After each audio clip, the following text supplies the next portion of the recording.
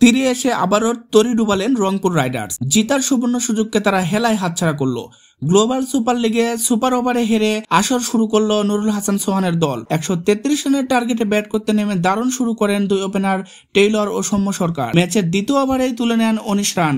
2 over শেষে স্কোরবোর্ডে 25 run, কোনো wicket না হারিয়ে রংপুরের দুই ওপেনার খুব স্বাচ্ছন্দ্যেই খেলতে থাকেন। 13 রানে সৌম্য সরকার একটু জীবন ফিরে পান।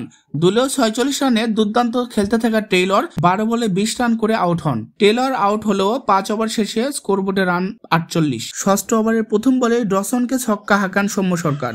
পরের বলেই ডসনকে আবার উড়িয়ে মারতে গিয়ে ক্যাচ আউট হয়ে প্যাভিলিয়নের পথ ধরেন সৌম্য সরকার। সৌম্য আউটের পরের বলেই ডসনের বলে এলবিডব্লিউ শিকার হয়ে গোল্ডেন ডাক মেরে প্যাভিলিয়নের পথ ধরেন আফিফ হোসেন ধ্রুব। মাত্র 10 রানের ব্যবধানে 3 উইকেট পড়ে যাওয়ায় ব্যাটিং বিপর্যয়ে পড়ে রংপুর। দলকে বিপর্যয়ের হাত থেকে রক্ষা করতে ক্রিজে নামেন নুরুল হাসান সোহান। 12.2 ওভারে দলের রান 89, 3 উইকেট হারিয়ে হাতে রয়েছে 7 উইকেট। জয়ের জন্য 46 বলে 44 রান প্রয়োজন। মনে হচ্ছিল খুব সহজে রংপুর জিতে যাবে, কিন্তু একই হয়ে গেল। ফুলারকে উড়িয়ে মারতে গিয়ে ক্যাচ আউট হয়ে সাজঘরে ফিরলেন ক্যাপ্টেন নুরুল হাসান সোহান। 13 ওভার শেষে প্রয়োজন 42 বলে 42 রান। 15 ওভার শেষে রান ছিল 106। জয়ের জন্য প্রয়োজন 30 বলে 27 রান। তখনও হাতে 6 উইকেট ছিল। খুশদিল শাহ অসাধারণ খেলতে থাকেন। লাস্ট 24 বলে 27 রান প্রয়োজন ছিল। খুশদিল শাহ একটি লাইভ পান, কিন্তু পরের বলেই দুঃখজনক রান আউট হয়ে সাজঘরে ফিরেন। 20 বলে 25 রান করেন তিনি। তখনও ম্যাচে জয়ের পথেই ছিল রংপুর রাইডার্স, কিন্তু আবারও রান আউটের এক দুর্ভাগ্যজনক ঘটনা ঘটল। ম্যাটসন 26 বলে 15 রান করে প্যাভিলিয়নে ফিরেন। লাস্ট 12 বলে দরকার ছিল 10 রান। 19তম ওভারে মাত্র 3 রান আসে। 9 বলে মাত্র 3 রান করে আউট হন মেহেদী হাসান। লাস্ট ওভারে 7 রান প্রয়োজন ছিল। সাইফুদ্দিন ও রিশাদ মিলে সর্বোচ্চ চেষ্টা করে 6 রান তুলতে পারে, কিন্তু তারা দুটি সিঙ্গেল রানকে ডাবল করে কনভার্ট করতে পারতেন, কিন্তু তারা তা করতে ব্যর্থ হন। ম্যাচ সুপার ওভারে দাঁড়ায়। সুপার ওভারে রংপুর রাইডার্স 13 রানের টার্গেট দেয়। হ্যাম্পশায়ার 1 উইকেট হারিয়ে সেই টার্গেটে পৌঁছে বিজয় অর্জন করেন।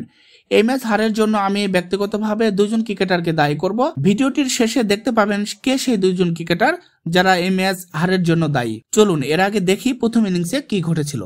রংপুর রাইডার্স বনাম হ্যাম্পশায়ারের মধ্যকার ম্যাচটি আজ ভোর 5টায় শুরু হয়েছে। গ্লোবাল সুপার লিগের এই আসরের দ্বিতীয় ম্যাচে টস জিতে ব্যাটিং এর সিদ্ধান্ত নেন হ্যাম্পশায়ার। ওপেনিং এ টম পেস্ট ও আলিওর ব্যাটিং করতে নামেন। নুরুল হাসান সোহান প্রথম ওভার করার জন্য মেহেদী হাসানের হাতে বল তুলে দেন। প্রথম ওভারে মাত্র 7 রান দেন মেহেদী। পরের ওভারে সাইফুদ্দিনের হাতে বল তুলে দেন ক্যাপ্টেন সোহান। সাইফুদ্দিন ভালোই বল করতেছিলেন। শেষ বলে বাউন্ডারি হয়। 4 ওভার থেকে আসে 8 রান। 2 ওভার শেষে 15 রান তুলে কোনো উইকেট না হারিয়ে হ্যাম্পশায়ার। তৃতীয় ওভারে মেহেদী মাত্র 4 রান দেন। খুব সাবধানে ব্যাট করতে থাকেন হ্যাম্পশায়ারের 2 ওপেনার। রংপুর রাইডার্স তাদের প্রথম ও দ্বিতীয় সাফল্য দেখা পায় দলীয় 20 রানে টম পেস্ট ও ওয়েদারলির উইকেটের মাধ্যমে। এই জোড়া উইকেট শিকার করেন চ্যাপেল। টম পেস্ট 12 বলে 12 ও রানের খাতা খোলার আগেই ওয়েদারলির উইকেট হারিয়ে ফেলে হ্যাম্পশায়ার। প্রথম 6 ওভারে হ্যাম্পশায়ার 35 রান তুলে 2 উইকেট হারিয়ে। সপ্তম ওভারে প্রথমবারের মতো রিশাদকে বোলিংয়ে আনা হয়। মাত্র 5 রান খরচ করেন রিশাদ। প্রজেক্টেড স্কোর বলছে এভাবে রান করতে থাকলে 113 রান করতে পারে হ্যাম্পশায়ার। 11.3 ওভারে রিশাদকে মারতে গিয়ে ক্যাচ আউট হয়ে প্যাভিলিয়নের পথ ধরেন ওপেনিং এ নামা আলিওর। 31 বলে 28 রান করে তিনি প্যাভিলিয়নের পথ ধরেন। এরপর হারমিত সিং এর বলে এলবিডব্লিউর ফাঁদে পড়েন টবি অ্যালবার্ট। 10 বলে 11 রান করে তিনি প্যাভিলিয়নের পথ ধরেন। হারমিত সিং এর দ্বিতীয় শিকার হয়ে সাজঘরে ফিরেন ফিলিক্স আরগান। 19তম ওভারে সাইফুদ্দিনের হাতে বল তুলে দেন ক্যাপ্টেন নুরুল হাসান সোহান। গুরুত্বপূর্ণ এই ওভারে মাত্র 4 রান দেন এবং তুলে নেন একটি গুরুত্বপূর্ণ উইকেট। অবশ্য এই ওভারে একটি রান আউটও হয়েছে। শেষ ওভারে এসে চ্যাপেল এক ম্যাজিক দেখালেন। মাত্র 4 রান দিয়ে 3 উইকেট শিকার করলেন। তার অসাধারণ স্পেল দ্বারায় 4 ওভারে 23 রান খরচায় 5 উইকেট।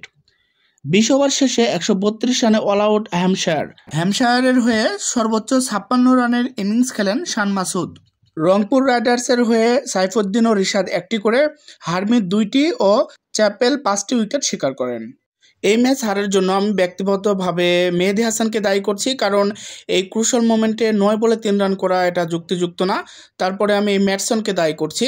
26 বলে 15 রান করায় তিনি ম্যাচের অনেকগুলো বল খেয়ে ফেলেছে, যার ফলে ম্যাচ থেকে তারা ছিটকে গেছে বলে আমি মনে করছি। আপনারা কি মনে করছেন? মতামত জানাবেন কমেন্ট বক্সে। বাংলাদেশ সহ বিশ্বের সকল ক্রিকেটের আপডেট পেতে আপনার সময় ইউটিউব চ্যানেল এবং আমাদের ফেসবুক পেজটি ফলো করুন। এতক্ষণ আপনার সময়ের সঙ্গে থাকার জন্য ধন্যবাদ।